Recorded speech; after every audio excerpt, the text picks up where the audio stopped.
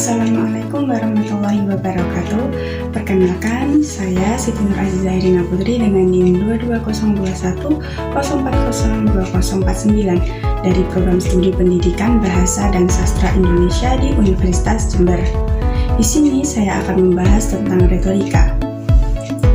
Sejarah retorika perlu kita ketahui. Retorika sudah ada sejak manusia lahir dan mulai dipelajari sejak abad ke-5 sebelum Masehi, yang dilatar belakangi untuk mengajarkan kemampuan politik dan pemerintahan, terutama pada kemampuan berpidato atau berbicara di depan publik. Pada abad ke-20, retorika mendapat manfaat dari perkembangan ilmu pengetahuan modern, khususnya ilmu perilaku dan sosiologi. Istilah retorika bergeser menjadi speech atau public speaking. Retorika berarti seni berbicara atau ilmu berbicara. Dalam arti sempit, retorika dipahami sebagai konsep yang berhubungan dengan seni berkomunikasi lisan berdasarkan tata bahasa, logika, dan dialektika, supaya dapat mempersuasi publik dengan opini. Retorika dalam artian luas berkaitan dengan diskursus komunikasi manusia. Retorika adalah kemampuan menemukan alat-alat persuasi yang bersedia pada setiap keadaan yang dihadapi. Retorika merupakan seni persuasi, suatu uraian yang harus singkat, jelas, dan meyakinkan dengan keindahan bahasa yang disusun untuk hal-hal bersifat memperbaiki, memerintah, mendorong, dan meyakinkan. Jadi, retorika bukan sembarang kemampuan berbicara saja, tetapi bagaimana bicara tersebut bisa menggerakkan seseorang atau orang dalam jumlah banyak. Tujuan retorika yaitu untuk meyakinkan para pendengar akan suatu kebenaran dari satu topik yang dibicarakan, dan membina rasa saling pengertian yang mengembangkan kerjasama untuk menumbuhkan kedamaian dalam setiap kehidupan bermasyarakat melalui kegiatan bertutur. Fungsi retorika untuk mempersiapkan sarana yang baik dalam menyediakan pengetahuan bagi pembicara, sehingga mereka lebih mudah mencapai tujuan yang diinginkan. Pembicara sebaiknya menyampaikan sesuatu sesuai kebenaran dalam berretorika, sebab jika mereka menyampaikan sesuatu yang tidak benar, kemudian orang meragukan informasi itu, maka tujuan dan fungsi retorika tidak tercapai.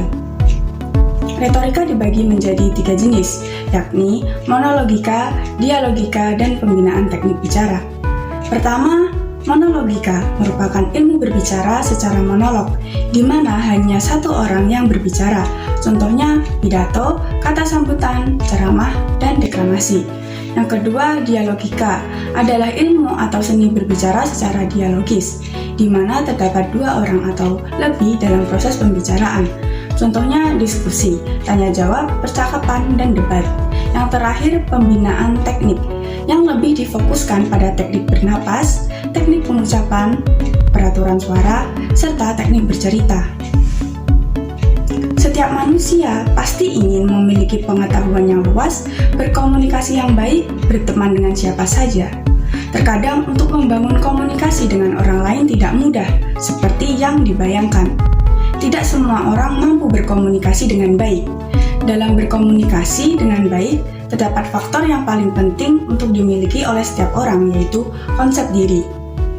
Bagaimana memperlakukan diri sendiri, bagaimana berpikir tentang diri sendiri, bagaimana memposisikan diri jika berhadapan dengan orang lain dan ketika berkomunikasi dengan orang lain.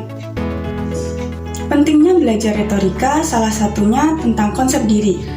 Konsep diri adalah persepsi yang dimiliki individu tentang dirinya yang dibentuk melalui pengalaman-pengalaman yang diperoleh dari interaksi lingkungan. Ada 2 jenis konsep diri, yaitu positif dan negatif. Ketika berbicara atau berkomunikasi dengan orang lain, kita membutuhkan konsep diri yang positif.